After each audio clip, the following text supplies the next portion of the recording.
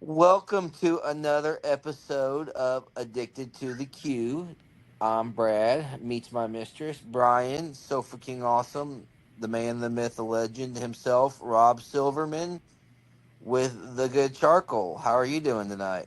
I'm doing really well. Thanks for asking. Yeah, it's a little cold here in New York, but it is December and it's supposed to be cold. But it's grilling out here in this weather. It can be very brutal in the winter, but you still got to do it.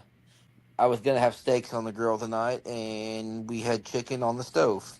I decided today that it's one of those when you walk outside and your forehead hurts because of the wind. I'm like, nope, I'm gonna be a pansy today. Yeah, well, I can. I'm in an apartment building here in New York, and I'm fortunate enough I can grill on the roof. And the wind on the roof this evening was just brutal. So I did what you did. I passed and I used my stove instead. Now, do you live where? I know you're in New York. Where at in New York are you? I'm in Manhattan. I'm on the island of Manhattan, on the Upper East Side of Manhattan. So, dumb question. Is that where the Macy's Thanksgiving Day Parade is, or where is that actually at? That's actually the other side of the park on the Upper West Side, but it's literally less than a mile away from where I am.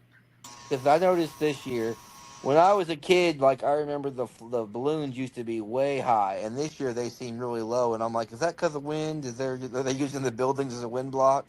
That's exactly right. There was a wind alert this year. Normally they are a lot higher, but when they That okay, so I'm not crazy. you're not going crazy. My wife noticed the same thing. So there you go. Okay. Well, what I want to know is where's the toy store from Home Alone? Yes. All right. So that was on Fifth Avenue and 59th Street, and sadly it's gone. Oh, man. Well, if you think about it, all the big toy stores here in New York have gone. I mean, they used to have a massive Toys R Us in Times Square. That's gone. Um, I'm trying to remember the name of the only thing left from Home Alone as such is I'm thinking whether it's one or two is the Plaza Hotel, but Yep. that itself is now three-quarters an apartment building rather than a hotel. I think Really? that was 2, Home Alone 2. Yes. The first one he just stays at home. The second Right. one Yeah, he goes to New yeah. York. No, I we was just watching watched them. FAO Schwartz was the name of the toy store, and Yes. jotted my memory. Yeah, they had such a huge footprint in real estate wise, and it was very difficult for them to make the rent and Yeah. so that they disappeared about 15 years ago. Well, I think all the Toys R Us stores are disappearing or have disappeared. Yep. Yeah, So- I remember when I used to get videos from Blockbusters. yes. I Right. remember having a buddy work at Blockbuster go, no, I'll just check it in. You keep the game.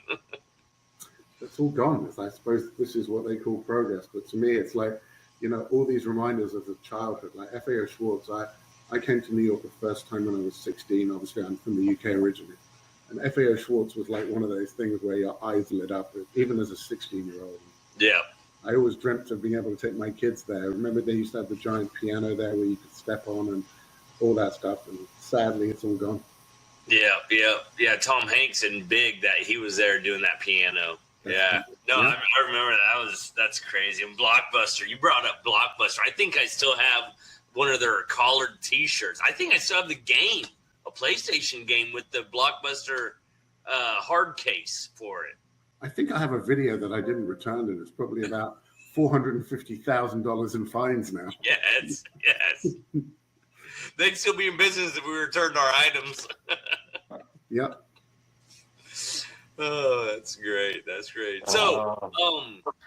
So Good Charcoal Company, you guys were down at the American Royal this year. Yes. Well, you were down there last year and I think the year before that also. Yeah, I go every year.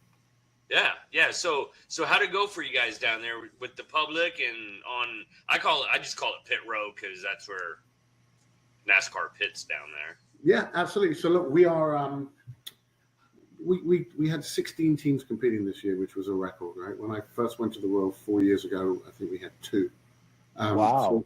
So, we've got 25 professional teams. For 16 to be competing at the Royal out of 25 across the country is pretty amazing. I mean, On the Thursday night of the Royal, we got all the 16 teams together for a cheer. I brought in lots of whiskey, scotch, obviously from Scotland, and bourbon and some beer and some wine for the ladies.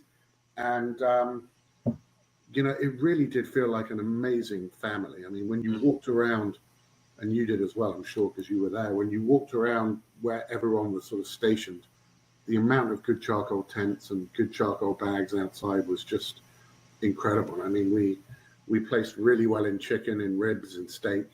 And this was one of our most successful tournaments. We've won the Royal before. We are just so excited the fact that our teams can compete with some of the bigger companies, and we're still a small company in comparison to most of these charcoal companies. But the major difference I saw this year with 3 or 4 years ago is everyone who came to our tent on Vendor Row, or the pit lane as you call it, had basically said, I've seen your product, I've used your product, I love your product. And 4 years ago, no one had heard of us. So we are doing a decent job. Getting our exposure out there, which is really important. Addicted to the Q would like to shout out our sponsors: King Louie Meat Apostles Barbecue Rubs, The Good Charcoal Company, 3 ingredients, clean burning, Tillman's Real Pit Barbecue, sauces and rubs, Hunsaker Smokers, the best drums on the market, Warhorse Trading Thermometers, and finally, Butcher Barbecue, with all their supplies. Well, I know the teams that I was with, Weekend Bum Barbecue, you guys sponsor. He got 6th place chicken. Yeah. I know he did well in the pork products also. I just don't know where, but he got 3rd in the soy. So that's great. I mean, for good charcoal, with his pork, ribs and pork and chicken being all up there, he got 3rd place overall in soy. Brad, on the other hand, who you sponsor, Meets My Mistress, through Addicted to Q. Yeah. What'd you get? 3rd place turkey? 3rd place turkey. 3rd place turkey. And then beans on the smoker. 4th place beans. 4th place beans. So we had a good showing. Yeah.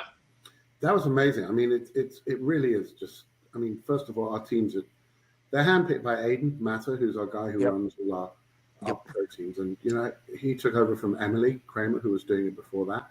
Mm-hmm. Aiden has really stamped his, I wouldn't say authority, but he stamped his sort of amazing charisma and personality on this, and it's a credit to him that he's chosen teams that are, we were reserve champions at the Jack. I mean, it's amazing what we've done this year. We did really well at Smoke Slam as well, and Memphis in May. I'm just so excited that our charcoal is being used by, A, really decent people, and B, that we really are collectively like a family. And I don't think there were many other co-founders or presidents of charcoal companies at the Royal. I think I was most likely the only one. But, this to me is why I love doing this, because I get to know all the teams.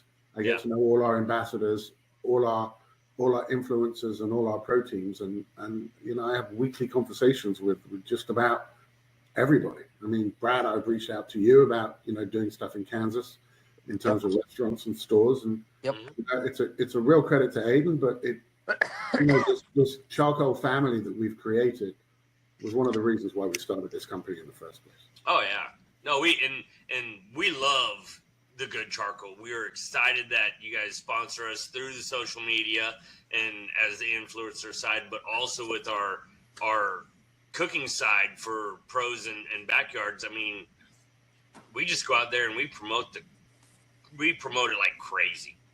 I'd say promote the heck out of it, but I guess that's still PG. But we promote the heck out of it, no matter if we're doing it through our social media, if we're doing it at a competition. It's just, we love it. We cannot say how much we love it enough. I mean, if somebody comes to us and like, I'll see it on social media, like posting, hey, the Good Charcoal. They're like, oh, I got the bag, it had all these lumps and they were all these fines and smalls. And I'm just like, well, if you're getting the bottom of the pallet, it's going to be a little bit smaller than the top. I understand that. And that's something they need to understand, which I explain it to them to where they understand it. And I think, what you have to remember with our charcoal, it's quite simple. We're not chopping down trees to make the charcoal, Yeah. right? Which is what everyone else is doing. We're actually chopping down a bush. Now, if you think about the circumference of a bush in terms of its base, it's smaller than a tree, right? Because obviously the tree, you've got the trunk.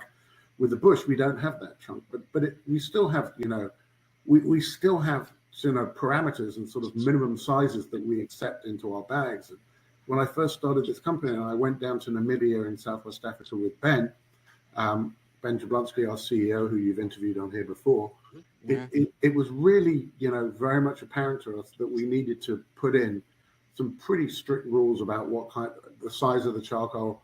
Yeah. But then we, when we tested it against everybody else in terms of the burn time and also, how long, not only how long it burnt for, but how hot it got.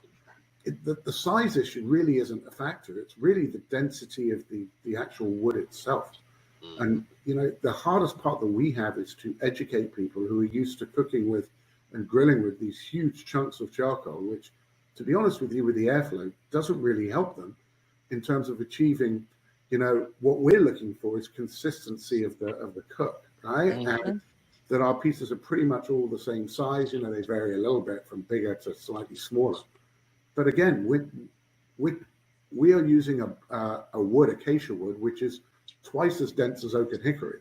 And the results speak for themselves. I hate to say this to people, but half the time or even more, when they're struggling with the size pieces of our charcoal, that they don't know how to grill properly in some cases, because it's all about how you either use the airflow, right, within your grill, and getting the heat that you need in order to have this consistent burn is a skill that you actually need to learn. And that's the hardest part that we've got, because otherwise anyone could show up to the Royal and do what you guys do, right, and place third in turkey and fourth in beef. I literally I dump it straight out of the bag. Those bags you gave me on that Saturday. Yeah, Saturday.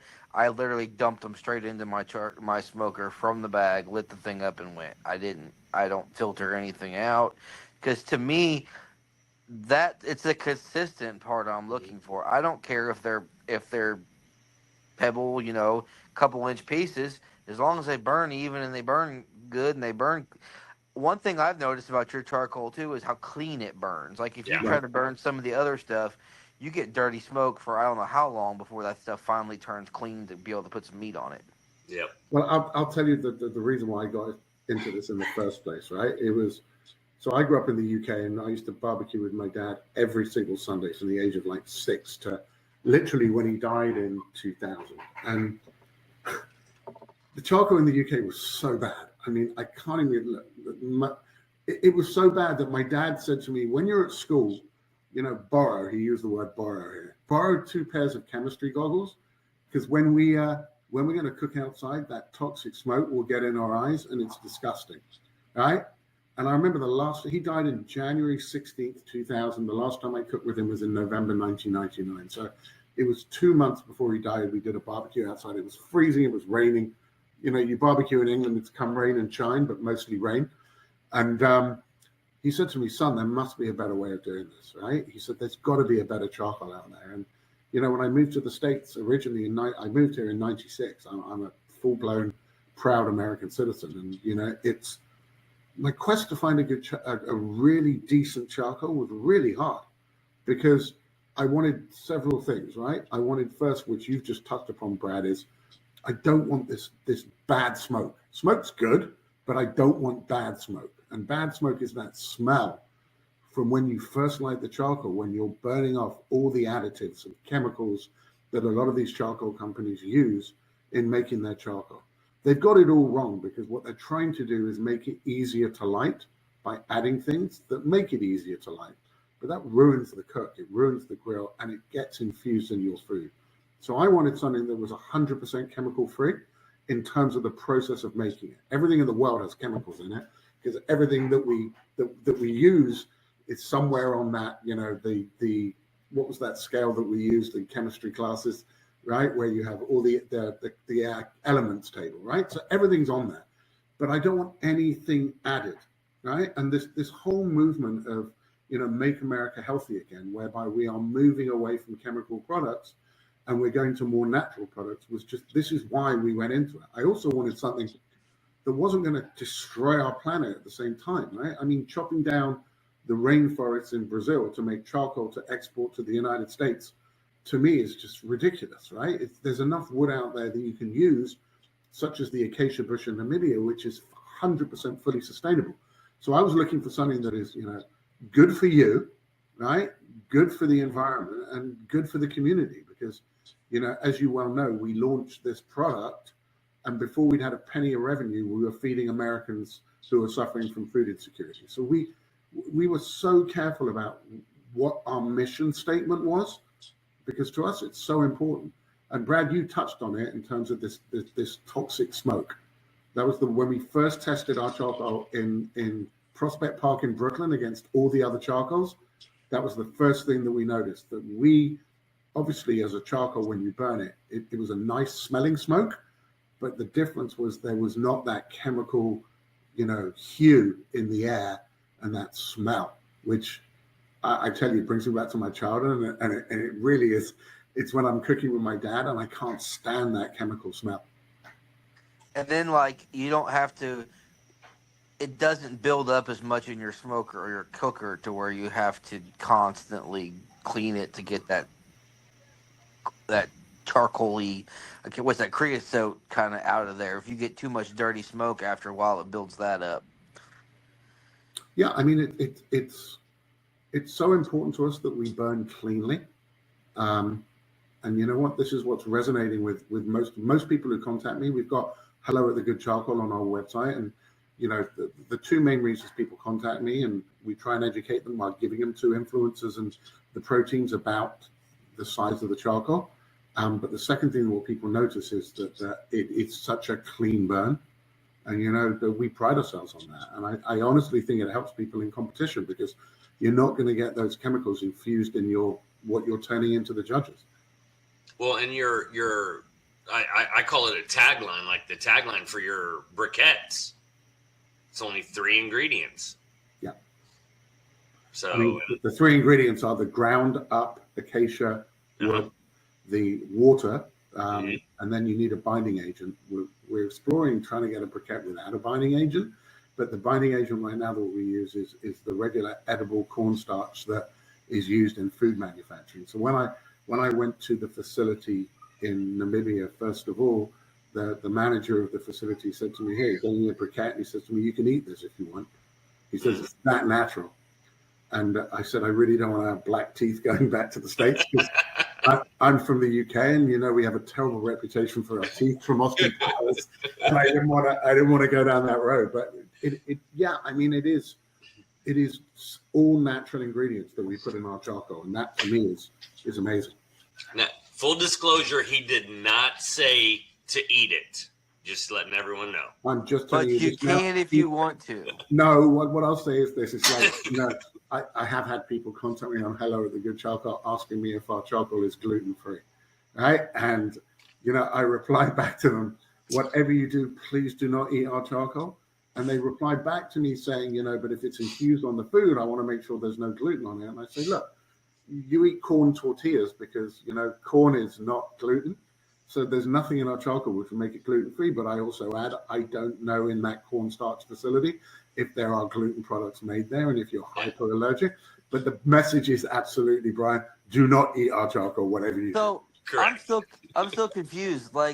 I'm not a big gluten person, but is that even possible to where a charcoal that's got the smoke from gluten could get into your food? No, but it's cross contamination of the cornstarch, maybe in a factory where they're making other stuff. But it's it's so removed from reality. It's like I shouldn't have to put on my bag gluten free, because that's basically saying that you're eating it, right? Which you're never going to do. And I think that would be way, way more of a cross contamination, even if there was flour in it. I mean, for people like that, they really shouldn't eat anything.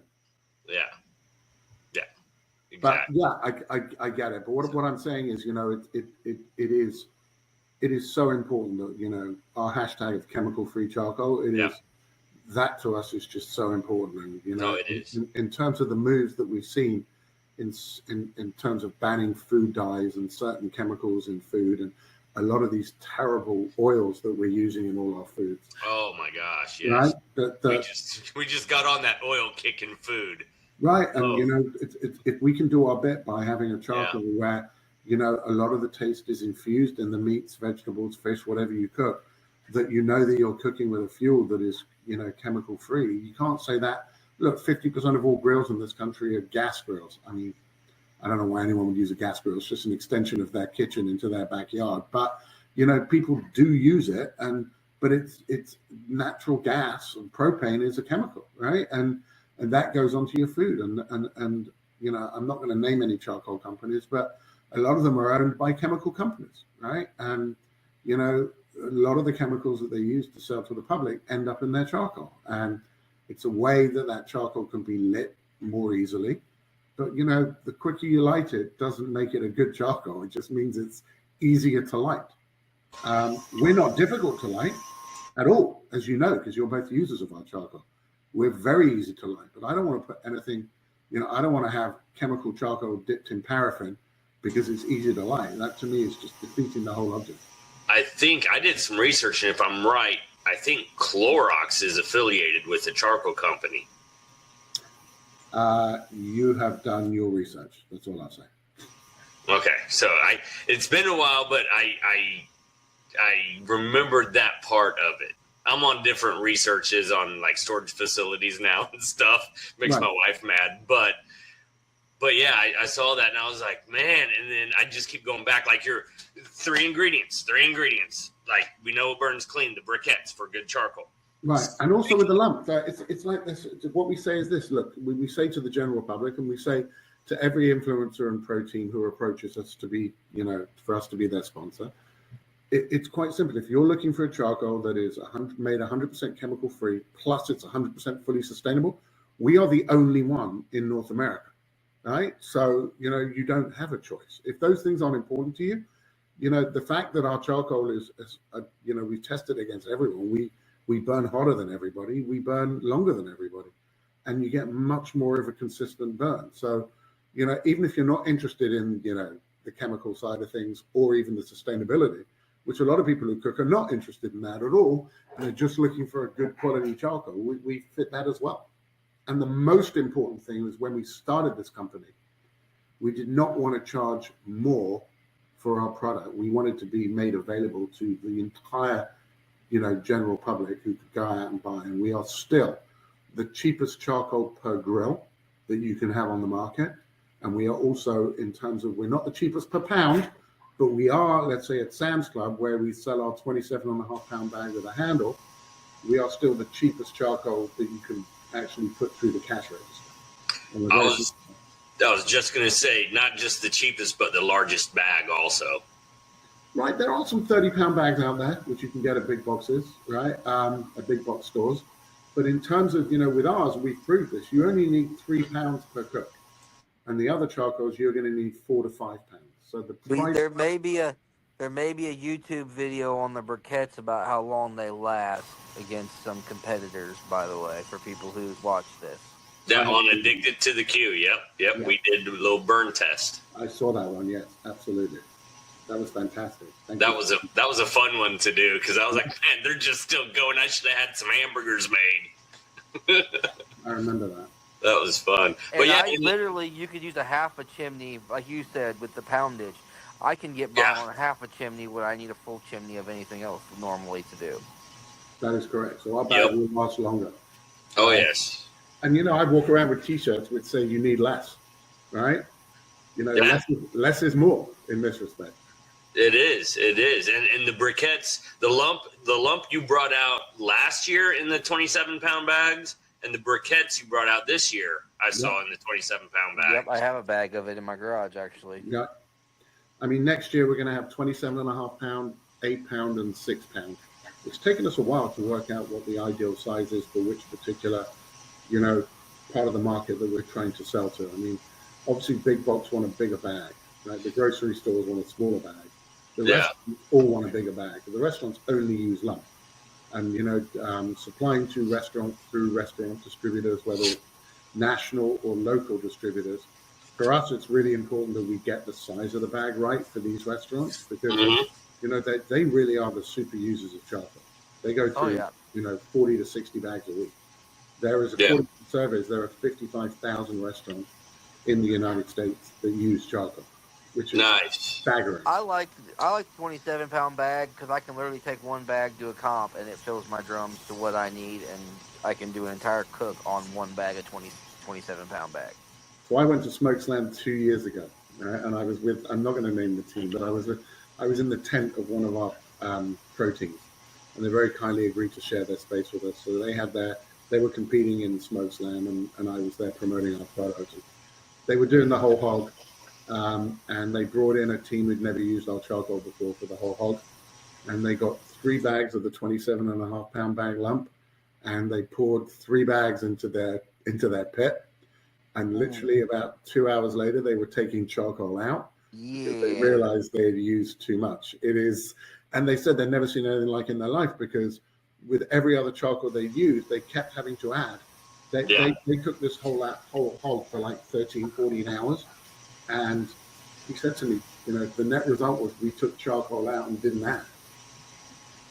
I mean, that is the fact that we can do, obviously, that to get to temperatures and cook things like steak, which need, obviously, very high heat and quick in order to sear the meat. But what really impresses me about this charcoal, and when I first discovered it, was the low and slow.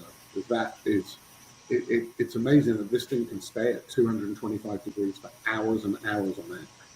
Yeah. No, it's awesome. We love it. We love it. We do. So you said you came 1996? You came to the U.S. Yeah, I mean, I was living in London. I never even thought of moving to the States. I was very happy where I was, and I was actually working in a completely different sector in those days. And I got a phone call from a woman called Diane Vegas. She was a blonde-haired, blue-eyed headhunter out in Connecticut. And she said to me, I was actually in banking then. I was one of those geeks who was doing currency and interest rate derivatives. So I was 8 screens, 4 phones, screaming and shouting all day long, and that kind of thing. And she said there are 3 banks in the States who want you to set up what you do in London. They don't have that capability in New York, so they flew me out. And then I came out here and I got interviewed. I got offered all 3 jobs. I took one of them, and within 4 days of being here, I met my wife. And the rest is history as such. She's a good old Jersey girl, Janet, right? And she did not want to move to the UK. I was on a visa here for 3 years, and my work sponsored me for a green card and the first legal possibility of becoming a citizen. So it took me, obviously it was a very contentious issue with what's going on right now in the States, but it took me 9 years to become a citizen, right? And I did it in the shortest possible way. And I will never forget that day when I got sworn in and sung the national anthem. It was a very proud day in my life. And now I'm as American as apple pie. There's only one job I cannot do that you guys can do, and that's to become president. But that's not a job that I ever would want anyway. So. I don't want that job either. Nope. I mean, you're going to be hated 50% by 50% of the country if you're president. I get it. I understand it. I got a wife and 4 kids, and I'm pleased to say I'm not hated by 50% of the people living in my house. So that's exactly. I'm already hating 50% of everybody I know. I don't care. I just don't want to be president now. No, right. Totally understand. So I moved here in 96, and I was involved in other industries, and we founded this company in 2020. But I've been an avid griller the whole of my life, and I was on a quest since my father died to find the best charcoal. I've been everywhere, and Ben and I we didn't stumble across it. It was, I run a mentorship program, right? It's called Launch to Take Off. I've helped about 150 kids who've come out of university who are finding it very difficult for whatever reason to find a job. And, I've got a 98% success record of getting them jobs, and I'm a mentor to them for life. So my very first mentee, a woman called Andy, her first cousin owned a charcoal facility in Namibia, and he sent her a business plan for her to be a distributor of this in the Middle East. And she sent me the business plan, and one day during COVID, I opened up, looked at it, and I knew every single charcoal company here in the States, but I never really looked into if it has ever been disrupted, and it hadn't been disrupted for literally 100 years. And when I say disrupted, I'm talking about like the dumbest thing of like putting a handle on a bag, right? I mean, no one had ever done that before, and no one had ever gone the sustainability route. No one had really highlighted, zero chemicals, and no one really is going out there and feeding Americans in need. When I got Ben involved because he was a retail guy, and on our way to going to buy our competitors' charcoal to do a burn test against ours, we passed a church that was having a food pantry, and the lines were 3 blocks long. And I'd met Ben in the non-for-profit world. We actually support kids who have been affected in war-torn areas, and we raise money and build soccer fields and baseball fields so they go back to school. And I looked at him, and he looked at me and he goes, "This is ridiculous." I said, "We have to do something." And that's where we started our, give back program of feeding Americans in need. We're not feeding people on welfare. It's really important that the government does it. This is the working poor. This is people who are working 2-3 jobs and still can't put hot meals on the table for their kids. So we step in, and we're different. When you use the word good in your title for a product, you better be good. Well, and not just being good here in the States, it's where you're getting the fuel from the bush, the acai down in Africa. Well, yeah, from the acacia bush. So we've taken, look, in Namibia, the Namibian population is 1.9 million. We've taken 12,000 people out of poverty, and that is, from the workers in the fields who actually burn the wood to carbonize it to make charcoal, from the drivers who then drive the sacks of that over to the production facility, from the sorters to the filterers, the baggers, right, and then the people who put together all the pallets, the people who then drive the trucks to take it to the port workers, right? You're talking about, that's 12,000 out of 1.9 million. So you're talking about, 1.9 million includes kids, and 50% of the population in Namibia is under the age of 18. So we are really helping, adults who are poverty stricken, can't get out of the poverty trap, and we've taken 12,000 out. Well, and you're putting their land back better than how you found it when you went in to get the bush, and you're also helping out the cheetahs. Well, yeah, I mean, the just to give you an idea of the size of it. So in Namibia alone, bush encroachment is twice the size of the state of Georgia, right? And Georgia ain't no small state; it's a big state. Last year, we did 50,000 acres of restoring grassland. 80% of the world's cheetahs live in this area where we're actually producing our charcoal, and we've prevented the cheetah from going extinct simply because they're no longer getting blinded by the thorns in the acacia bush. So we're very proud of that. I mean, it's like, we tell a story at Good Charcoal, right? No one else has a story. This is the story which emanates and is reticent in what we believe in. It is, the fact that we could, help the cheetah from not being extinct, and Time Magazine made us, the top 100 most influential companies in the world because of that, right? The fact that we can actually feed Americans in need because no one's doing it, right? If every corporation in this country behaved the same way we did, there would be no hunger in America, right? And that's something to really think about. Right? It isn't the government's responsibility to feed everybody. It's our responsibility as people, who own companies who can help. And it's about, it's not about writing a check, which a lot of these companies, do, writing a check. I mean, we have at every single barbecue, we got someone from our company there helping, volunteering, actually being personally involved in this. And it's about trying to change people's behavior that you can do good. And it shouldn't be. We are a for-profit company. We're not doing this, we're trying to make a profit. And you can make a profit and do good at the same time. Yep. No, I 100% agree. 100% agree. So, I mean, it's like churches. Churches try to do a lot for their community.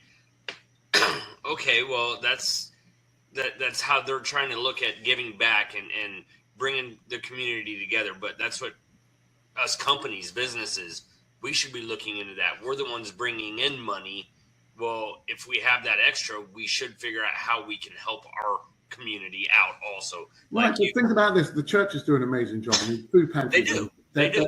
These food pantries that they operate, these church food pantries, are absolutely incredible. My wife, Janet, recognized that a lot of them don't give hot meals. It's all canned goods, right? A lot of it is canned goods. So it's canned vegetables, canned fruit, which really has very high levels of sugar and sodium and all that kind of stuff in it. And they're not providing hot meals because they don't have kitchens, right? And they don't have so we saw during COVID an opportunity here because barbecue food trucks were really struggling because they're mostly outside workplaces and no one was going to work. So they were all going bust.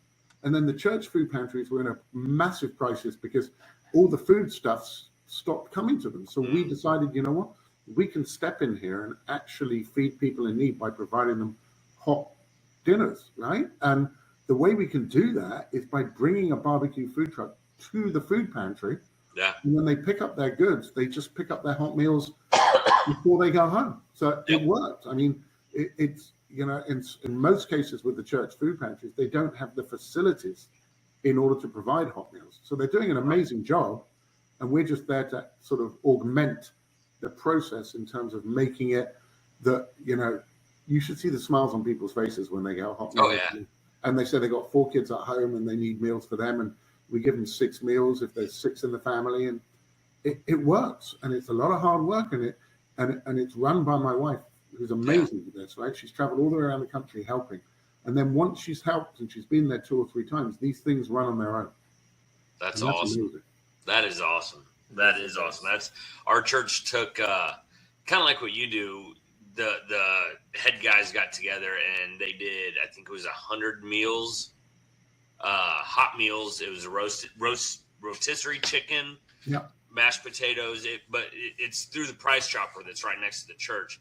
The guy with them got I don't know if it was donated, discounted, what it was, but they did their first 100 hot meals for the city.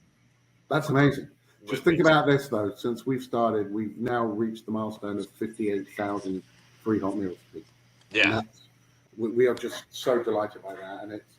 And our weekly meeting every Wednesday, the first thing we discuss before we go on to all the logistical problems and, any problems that we've got, going in the company, the first thing we talk about is the give back program. Yeah. No, and that's awesome. I think it's awesome because, I mean, you're spot on. The canned goods have the bad oils, the bad sugars, just everything that's our bodies don't want. But if you can give at least that one good hot meal to get them kick-started to where, okay, they can go back, they have at least a hot meal now, even though everything's canned or frozen. I just love the idea for what you guys do. I love our church started something. And I don't know if it was from us because I got our pastor to start watching our episodes. So I don't know if he caught on like when Ben was talking about it or what. I don't know. But it's amazing that like people like you and just companies that can do that. And we're a small company that I own, but we try somewhere, somehow to do something, even if it's donating, wherever I can to help out with my time or whatever. It's not always about the money. It's about the help, the volunteer. Totally agree. So what's a Good Charcoal got going on in the future? Any secret items you're working on or kind of like nothing is really secret in our company. We're very transparent, right? But okay, what I'll say is this. Look, it's interesting. Believe it or not, 2025 is the first year that lump charcoal was outsold briquettes. Right? Wow. So it's never happened before, right? So, our focus is going to be a lot on our lump product because it is, the movement towards, if you think about it, like 25 years ago, my mum used to drink Nescafe where she'd take instant coffee, 1 spoon of it, put it in boiling water and some milk, right? Yeah. I mean, Brad, I totally agree with you, right? And here am I now in New York, and every single morning I get up and I grind my own coffee beans and I put it in a coffee pot and I make my wife and I coffee and we have coffee in the morning together every single day, right? it's no more expensive than buying that jar of Nescafe, but it's that there's been a massive movement to better quality goods in this country that people want to use every day. And I use coffee as the prime example. I also look at something like Kind bars. Instead of somebody having a Snickers bar or having a Twix, that they're now taking they want a snack and they want it to be sweet and they don't want it to be toxic, right? With all the sugars in it, they go to something like a Kind bar, right? And this is the move that we're seeing also in the charcoal market, right? Which is a move to better quality charcoal, which obviously we are benefiting from, because not only are we, Food and Wine's best charcoal for 3 years in a row, we're now Serious Eat's best charcoal as well, right? So, the word's getting out there that you can buy a premium product, which is what we are, at literally the same price as what you're spending on your other charcoal, if not in some cases even cheaper. So that's the first thing that we are focused on is the fact that we are a premium product that doesn't cost more, right? Yeah. So that the second thing that we're moving on to is most of these restaurants who use charcoal in 40 to 100 bags a week, the distributors who've distributed to them together with the charcoal companies, and whether it's collusion or whether it's just the way it is, they're paying about $1.10 per pound for their charcoal. And our charcoal, a bag provided to a restaurant, will be sold for $19 for a 27.5 pound bag, and that is 70 cents a pound. Yeah. So, in this day and age where you get so many restaurants closing down because the margins are so tight, and so many of these Portuguese chicken restaurants, Peruvian chicken restaurants, Indian tandoori restaurants, a lot of the ethnic restaurants, their margins are so tight because they don't sell alcohol. And as a result of which, they have to make all their money off their food. They're spending, on average, somewhere around $50,000 a year in charcoal. And we're saving them by providing our charcoal between $8,000 and $10,000 a year. That is so significant for the restaurant business and can prevent these restaurants from going out of business. We're going to distributors who don't generally sell charcoal, but they now will be. So when they have their chicken put on the truck, they're also putting bags of charcoal on. So, and they are just, what we're seeing is how amazed they are at the quality that we're providing. That's number one. And two, that the price that we're providing it at means that the distributor can make money, we can make money, and the restaurant saves money.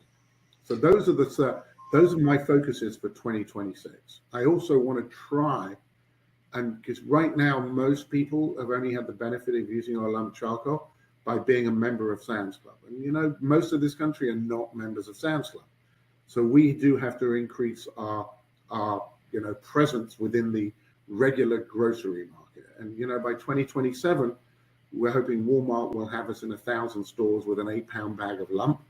But the key is to get into Albertsons and to get into all of these grocery stores who are looking for products that are better and not ridiculously expensive for their customers to buy better products, and the ones that are healthier for them. So that is really the main focus of the Good Charcoal. In terms of new products, it's really hard to get a pellet out of what we're doing, simply because we're going to have to do a lot of research and development, right? R&D on this, and getting the equipment to Namibia is really tricky in order to test it. But I would like to think that we would get involved in producing the only 100% fully sustainable, chemical-free logs, right? And then we can go to the traditional barbecue restaurants who will only use wood and won't use charcoal, and we can actually sell our product to them made out of the same bush. But again, this is more of a 2027, 2028 thing. If you think about this, that the wood log manufacturers, whether it's for heat or whether it's for cooking, is also dominated by chemical companies. Wow. So I know you're in some Lowe's stores, or you were. How do we get you into more of those? We just go up to managers and say, hey, you guys carry this? Lowe's took our briquettes, right? Yeah. Rather than our lump, but they've also seen the trend that lump is now starting to outsell briquettes, and they those stores that don't have us, because we're trying to get into more Lowe's stores, it's about reaching out to every manager and every regional manager and telling them that you want to have a chemical-free sustainable lump charcoal, because lump is now overtaking briquettes in terms of the amount of bags that are being sold. But yeah, any help we can get from anyone, and especially you guys, you're amazing. I mean, I know the fact you promote us all the time, and the more stores we get into, the more restaurants we get into, right? The better it is for us. Up Yeah. in Kansas, obviously we're lacking a distributor right now, and I'm trying to get a distributor. I went to about 8 or 10 restaurants who want to change to us, and it's, the paperwork you have to go through for these national distributors, is just crazy. So I'm in the middle of doing that. And once I can do that, we can, the sky's the limit in terms of where we can be. What we want to do is eventually be around 5 to 10% of the total market. Nice. Well, Brad and I, we were talking, if you'd like to pay us to travel to every different store for a year, we'll fire a grill up and we'll give free hot dogs to everybody. That's really very kind of you. Thank you. You know what? I might come with you on that trip. How about that? There Sounds we like a go. blast to me. We're building up. Look, we're building up a regional sales force, right? We've got, our head of sales is in Maryland, Matt Epwright, who's amazing, right? We've got Isidro Rodriguez in New Jersey, New York, who owns a Portuguese chicken restaurant called Craven. My wife Janet was hauling a 27.5-pound bag of a sample to him. It turns out he supports the same soccer team as me from England, and so we became like best buddies. And now he's running our restaurant sales in New Jersey, New York, and Connecticut. We're about to go on a trip up to New England to expand there. The one problem that any company who's growing at the rate in which we're growing is if you grow too quick, it all falls apart. Right? So we have to do this methodically. I need a sales rep in Florida. I need a sales rep in the Midwest. I mean, it's like a lot of the where you are in Kansas City, a lot of the restaurants get distributors out of Chicago, right? Rather than out of Kansas. But as this wonderful guy Adam, who owns, what's it called? It's a restaurant in the middle of Kansas City. It's a charcoal restaurant. He drew this unbelievable map of America for me, where all roads lead to Kansas, right? And he said basically Kansas is the center of everything, right? It was really the reference to all roads lead to Rome, but I've never heard it being Kansas before. But that was quite amusing. And, this is the way we're going to build our company in terms of the stores and the restaurants and the local stores and those regional supermarket chains, is by having people on the ground, right, who work for us, and they can also do their regular job as well, and paying them, incentivizing them, putting them on a commission structure, and that's how we built this business from the grassroots up. I mean, we're still very lean. We've got 11 people working in the company. Nice. I mean, technically you've got more than that, but that's all the guys in Africa, No, we've got an agent in Africa. That's one, right? In Namibia. You've got Ben, who's the CEO. I'm the president. We're both co-founders. We've got 2 logistics officers in Alabama. We've got head of sales in Maryland. Aiden's out in Colorado. Sam Wagner, if you've come across him, who runs a lot of our social media, he's out of Brooklyn. Our bookkeeper's out of Georgia. We don't have an office. I mean, well, I'm talking about, like, not who you actually pay, but the people that you were able to help provide jobs for in Africa. Absolutely. So look, it's quite, we do not own our production facilities. Right? Yeah. The major companies here in the States who make their charcoal from either sawdust or make it from disused furniture or whatever they're doing, they're in charge of, they own their means of production, right? We don't want to own, these assets in Namibia. We would rather use the production facilities there, who are already providing Germany, Belgium, and the Netherlands, right? So we use those facilities in Namibia, and we directly or indirectly employ thousands of people out in Africa making our product, which to us is really important. But it's when you go cross border, a lot of the charcoal companies here in the States are just here in America. The wood's made here in America. Mm-hmm. Here in America, their production facilities are here, and they want to control the entire thing. They even have their own distribution networks, right? It's don't forget, our stuff comes in containers on a ship into our 3 ports of entry, which is, in the moment, is New Jersey, Savannah, Georgia, and then Houston, Texas. Yeah. No, it's a great thing. It's such a great thing. And what we're able to, and don't forget, we are an American company. Right? Yep. And to us, it's amazing is the fact that we can actually bringing our stuff from Namibia in Southwest Africa over on boats to here and then distributing it around the country, that we're not more expensive than what we are, right? It's incredible that we can actually compete.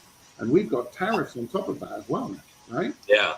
But we're still able to be competitive in the marketplace, maintain our gross margins by being really methodical and lean and also not trying to, charge more to the consumer to inflate our gross margins, because we want our customers to remain loyal to us. And if we do these massive price hikes, which, some of these companies did during COVID, you're going to lose customers that way. That's not the way we operate.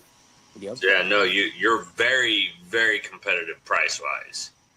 A 27.5 pound bag is $19.98 in Sam's across the whole of the country. Yes. Right? And we have not increased prices to Sam's for 4 years. That's very competitive, because they'll pull out their they'll do their 16-pound bags, like double them up for $20. I think they have three charcoals in Sam's, right? They've got ours, and they've got two other brands, right? One of them, they do a double pack of 20 pounds each, and they charge $24 for that. Yeah. So that's really 5 pounds a cook, right? And then you've got that same company has the a charcoal that you can light the whole bag, and right, and that's normally a little bit more expensive per pound. Yes. As I said to you beforehand, the price per cook is cheaper for us than it is for our competitors. It is. And when you're going at $20 for a 27-pound bag, I mean, I'm like, $20, you got 40 pounds. Okay, I'm going to use a third to half of a bag to cook. When I go to yours, I don't use a lot when I cook. Yeah. I mean, it burns hot, it burns long. I love it. Yeah, thank you. Yeah, that's. I wish we could put this video out and it went viral. That would be amazing, because it's hashtag viral. But it's so true. It's like, what, you do need less, and it's all based on the density and the consistency of the cook, based on the density of our charcoal. Yep. So what does Rob's future look like here in the next couple months?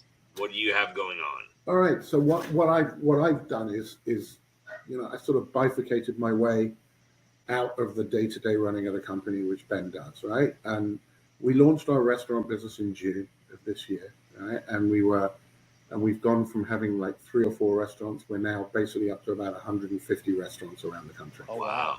So I do that full time. So I'm on the road 4 days a week, right? This week I'm going to be Monday and Tuesday in New Jersey and New York, and then Wednesday and Thursday I'll be in the Maryland, Virginia, and DC area. The first week of January I'll be up in Massachusetts trying to build that business. We've already got 2 distributors that will go up there, so we just have to knock on the door. We literally have to pay visits to every restaurant, and then once we have these restaurants on board, we send our influencers in. We would send you, as soon as we get our distributor in Kansas and our restaurants are up and running, I'm sending both of you in. We pay for your meals, you video it, and you basically show that this restaurant is amazing and that they're using the good charcoal, and hopefully get some of your herbs and spices in there as well, which would be great. Some of your rubs. That'd be awesome. And then we put them out on social media. I don't know if you've seen, we put up these restaurants. As soon as they start using our charcoal, we pay for their entire video exposure. We do that. Because it promotes our charcoal and their restaurant in tandem. So I'm running that. So that's going to be literally, I'll be on the road for most of the year. But it's really enlightening. I get to meet with like restaurant owners. I get to meet with chefs. I get to meet with their customers who are eating there. And, we really get to know these owners, and we get to know their struggles, because the margins right now in the restaurant business are just terrible. Mm-hmm. We're going in there as sort of like a white knight, because we can actually, if we can save them, the big restaurant chains. I mean, there's one restaurant chain in Maryland we're about to sign up. It's got 21 restaurants. That's a saving of $250,000 a year for him in charcoal. Yeah. I mean, that's real money. I mean, it's crazy. And and they're upset that they didn't know we existed a year ago or 2 years ago. But getting the word out there is the hardest thing that we have. It is. It's the hardest thing is getting the word out, no matter what company you are or anything. Yes, you can spend as much as you want social media, anything. It's just it's that viral. Once it's viral, it's there. But and we're up against companies who own charcoal, companies who've got a balance sheet that's so much bigger than us, and we've got a budgetary spend that is enormous each year on social media. I mean, we're still sort of a young fledgling company. I mean, we've come a hell of a long way, right, in the 4 years, and we're really proud of what we've achieved. Oh yeah. But to get to the next step, it means, and it's so micro intensive. This is what makes it so intriguing to me. It's like you send a restaurant an email, they don't open up the email. You call them, they're always in the middle of something. But if you pay a visit to them with a sample bag of a 27.5 pound, which I lug around in my truck, and go and see these people, and then you sit down with them and you actually show them what they're going to save and that their quality is going to go up, or if not be exactly the same, that it's amazing. You get to know these people really well, and we actually become part of their team. It's just an extension of family, really. No, it is. It's barbecue family. I mean, yeah, totally. Absolutely. And when you walk into that restaurant and you see them cooking with charcoal, and you see, sadly, a lot of these places use charcoal that sparks a lot, right? And that's always a problem because the sparks get on the food, and that's not a good thing, right? And you see the amount of toxic smoke that these things are emitting. It's terrible that they're using really bad products, and switching them to cleaner charcoal and to a cleaner burn is part of the sort of reason why we're in existence in the first place in this market. Yeah. Exactly. Yeah. Not to change the subject, but my nephew who got that little 6-pound bag at the American Royal, he told me that he's ready to do the state competition next year. Oh, that's great. Sounds like you got a mentor. So I told him, I gave him some boxes of gloves. I gave him a thermometer, some rubs. And I was like, all right, this whole year we're going to do a lot of practicing. So he wants to do the steak up there. And then my 8-year-old daughter said she wants to do the burger contest up there. So right. So the Royal is interesting because, obviously, I think it's the under 12s, they can only cook a burger, right? And then, above 12, they can cook a burger and steak, right? And I know it's under 12 is a burger, but I think it's only a steak at 12 and over. It is. It's right. So what I'll tell you is this. So next year when we're at the Royal, whoever you've got in the kids competition, if the kids competition is on the Saturday. So on the Friday, what we did for a lot of our teams who are having kids who are cooking in it is we let them use our grills, our charcoal at our tent where we are, so they can practice till they're blue in the face, right? So this is, we would love to be able to help anyone that next year win the Royal or any other tournament that we're at. We, the kids who use good charcoal, we've got some really good ambassadors. We got JC, who is amazing. She's I think 14 years old now. She's been cooking for years. Loves our charcoal. We are, she's based out of Mississippi. She is absolutely incredible. We love her, right? So anyone you want to bring along, practice makes perfect. With these kids, and they need to know that they're cooking in the same conditions that they will be the next day, and it eases their nerves. That's what we found this year, and it was really encouraging to see them perform really well. Yeah. I'm excited. I'm gonna work with them all year, getting them prepped up for it. So let me ask a question. What are you guys doing for Christmas? I hope I'm opening gifts. We're this year, like usually we travel. We'll be in town for Christmas, and then usually we travel just because my business is slow and that's our vacation time. Right. But this year is different. We're going to be here. Our oldest daughter is getting married in March, so we're kind of excited for all that. But yeah, no, I'm a Christmas lover. Like, I have to be at home for Christmas. I have to have all the baked pastries, cookies.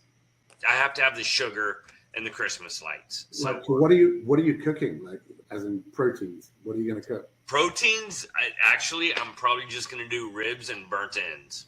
Okay. And what about you, Brad? I think I'm gonna do a pulled ham. You ever tried that? A pulled lamb. Ham instead of like doing the Yeah, spiral okay. slice.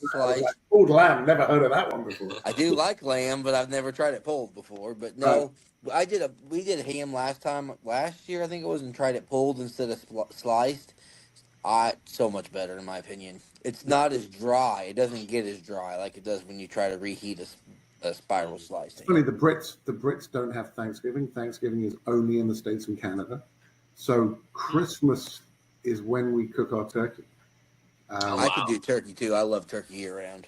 Right? So Christmas is, I'll never forget my mother making this unbelievable stuffed turkey. And she made it in the oven. My dad always wanted to fry one or also, put it on the barbecue. But my mum thought he'd burn the whole house down by doing that. So I remember her getting up at like 4 a.m. because obviously if you stuff a turkey, it takes that much longer to cook. Yeah. No, I'm a sucker for good. I love good smoked turkey though. Well, you get we're not big turkey. When you come third in turkey in the world, you got to be pretty damn good at it. Yeah, exactly. And we're not turkey people. And I'm like, man, Brad, I'll help you on everything else. You just cook the turkeys. Literally, turkey is about the only thing I can cook well at big contests. Apparently.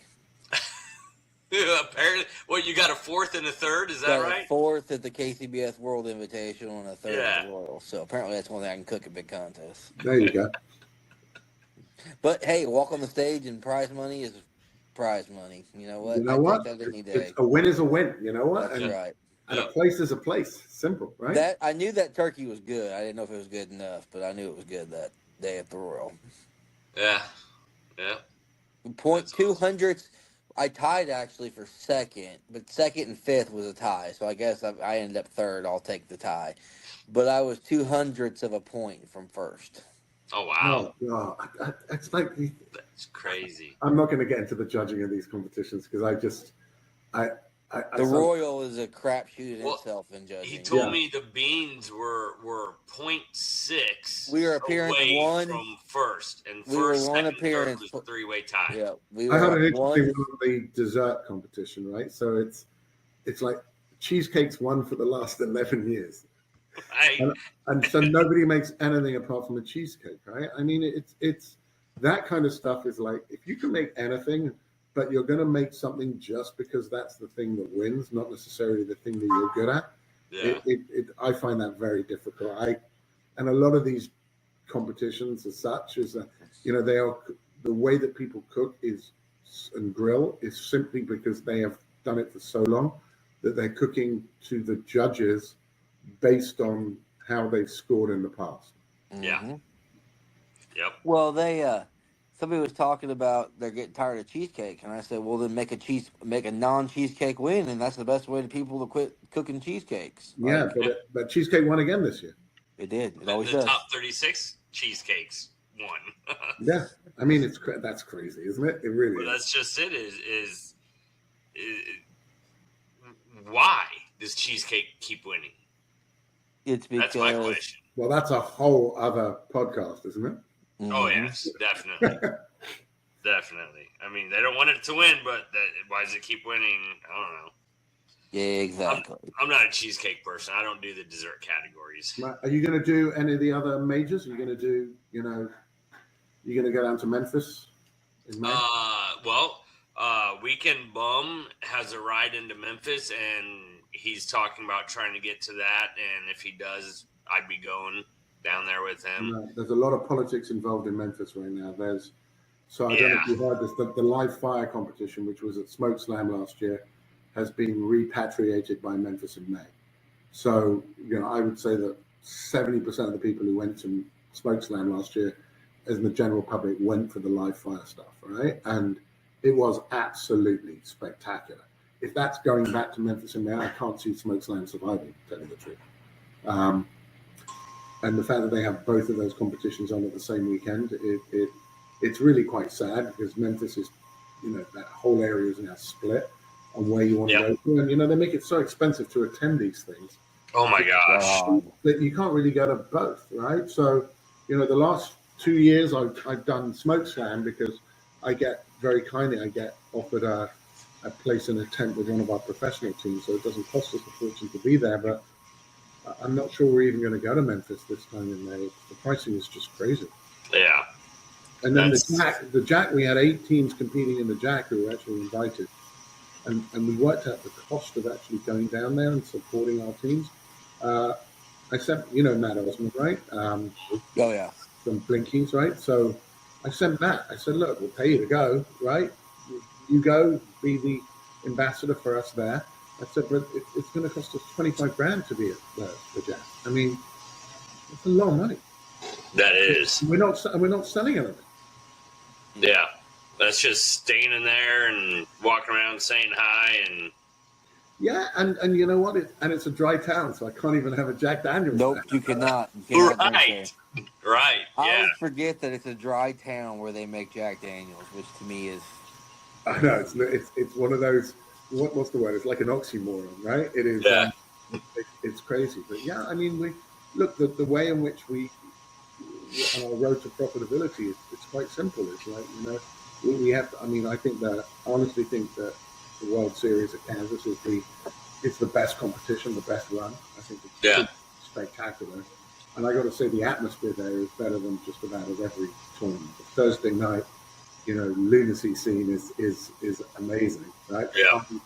Tonight. Friday night is amazing as well, right? And then, the weather was a disaster on the Saturday, right? Without high winds. I mean, it's really sad that so many people lost their tents. It's crazy. We've got teams asking us for new tents based on that. As long as it's good weather, it's a great time. Exactly. I think what they have to do in Kansas next year, though, I know they last year they did it around Halloween. Yeah. This year they pushed it out a week further. It was the first week in November. They got to get back to that October. They do. They got to get back to beginning to mid-October, not the end, beginning to mid. That way, it just be. I mean, Brad, that was pretty brutal at the end there on that Saturday. I'd rather have it that way than 110 degrees. I'm not even going to lie about it. Right, and then on the Saturday and on the Sun, I mean the Sunday, the temperatures went basically down to 0. It was just Sunday morning was miserable. Terrible. Yeah. Yeah. I didn't like the 100-degree weather either, where there was nowhere to get out of the heat. No, but if they could do like the second weekend of October, somewhere up in there, I mean, obviously they got to work around the Jack. They got to work around, the Speedway, just everything. But it's if they keep pushing it to November like that, they're going to lose more people. Well, they already lost a bunch of teams this year. Oh, yeah, they lost about 100 teams. They'll lose more next year. Well, there was 408 teams this year. There were over 500 last year, so they did lose. They lost about 100 teams, and we had teams that were going to go there, and they're just like the weather. They're just not going to do it. Well, plus that, and they raised the price up too. Yep. And then if you think about it, unlike at some of these more local competitions where you get a sponsor from a meat guy, right? The cost of actual buying all of the meats, unless you have a sponsor, is just insane now. It's crazy. I mean, you're looking 400, 500, 600 and just 2 briskets alone right there. Yeah, absolutely. It's crazy what it costs people to do this. For me, I'm 1 brisket flat. If I burn it, I burn it. Yep. I'm not rich. I ain't spending that kind of money. Right. We came second in brisket this year. It was amazing. Yeah. We came first in chicken at the Royal. And 6th. And 6th that we know of. Yeah. We did really well. I was very excited. I love that tournament. It's my favorite. Yep. Nice. Yeah. And I mean, you guys did. Good Charcoal was up there with, I think, almost every category. Yeah. I mean, because let's see, I did potatoes for Crooked Q. Potatoes were 20th, so we were just outside of being called. Yeah. Potatoes. So yeah, you were up there. Yeah, it's amazing when I think about when I was there the first time. struggling to get a place on pit row, and nobody, basically everyone ignoring us, and who are you? Who are you? Right? And now we go there and we've got such an amazing presence, and it's only going to get bigger and bigger. Yep. Oh, that's all. It just keeps, every year it keeps growing. Yeah. I mean, like this year, we had a huge crowd, a huge following, because we had the Little Debbie Christmas trees, which I didn't think people were going to even pay attention to, but they were coming by for them. That's kind of how I could say about the podcast. Even last year when I started walking around, you could tell people kind of could tell a lot more about it. So, you know, it just takes time to build things. It is. It's just time. It does. You guys do an amazing job, though. Thank you. We're very proud. We're very proud to be associated with you guys. We're glad to have you guys.